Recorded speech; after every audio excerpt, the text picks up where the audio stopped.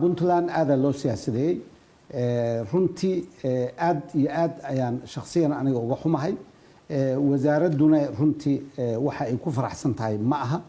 laakiin haddana masalada taalo haddii dhinaca maamulka Puntland waxa ay rabaan la yeelo tafaaruq iyo wadanka intiisa kale inuu kala daato ayaa ay dhalaysaa sidaan annaga wasaarad ahaan aaminsanahay hadda waa shahaadada kaliya waxa muuqdo laakiin wax badan oo kale ayaa ku lamaansan waxa kamid ah manhajka annaga waxaan rabnaa Puntland inay manhajkaas qaadato maxaa yeelay waa manhaj qaran oo shaqo badan iyo hawl badan ay gashay qaybna ay ka ahaayeen iyaga laftirkooda xindaabkii guud oo hore markii la sameynayay iyo muqarrarka markii la sameynayay qayb ay ka ahaayeen in maantay manhajkii haddana aysan qaadanin oo dhinacaas la siyaasadeeyo oo la yiraahdo Puntland wax gaar ah ayay yeelanaysaa waa wax laga fiican yahay runtii khalaadka noocaas markay dhacaan saameyn aad u ballaaran yeeshaan marka waxaan jeclaan lahaa mufakiriinta Soomaaliyeed iyo inta ummadda Soomaaliyeed wax garada arintaas inay muxuu ahaa ay ka howlgalaan qanciyaan muxuu ahaa Puntland maamulkeeda inay ummadda Soomaaliyeed waxbarashada ay la qaataan ay ka mid noqdaan haddii iyagu ay aaminsan yihiin in wax ka duwan oo wanaaga iyagu gaar u leeyihiin ay jirto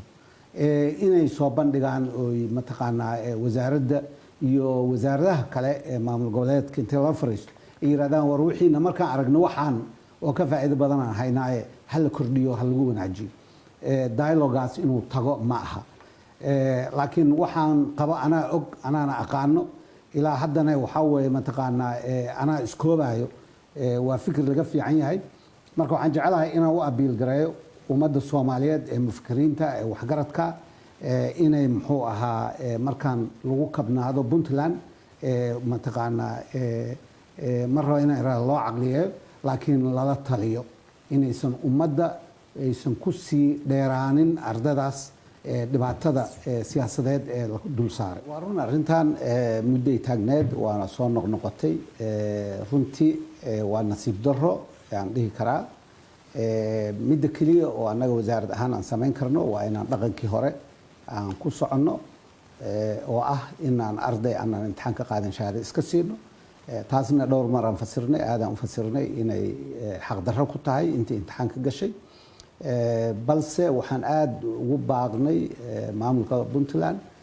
inay walaalahooda dhinac ka soo raacaan inay muxuu ahaa waxay qabsanayaan la qabsadaan waxaan uga mahad celinayaa inay hadda imtixaanka u dambeeyay uu jiray fursad muxuu ahaa Puntland ay bixisay aan fahamsanahay in ardaygii rabo inuu imtixaankaas galo uu geli karo cadad ilaa 600 ku dhow ayaa gashay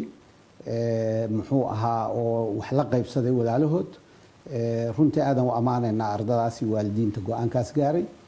muxuu ahaa walaalahood inay waxa ay qabaan la qabaan go'aansaday inta kalena waxaan rajaynaynaa in sanadka soo socdo ay soo raacaan oo la badanna waa ka wadnaa insha Allah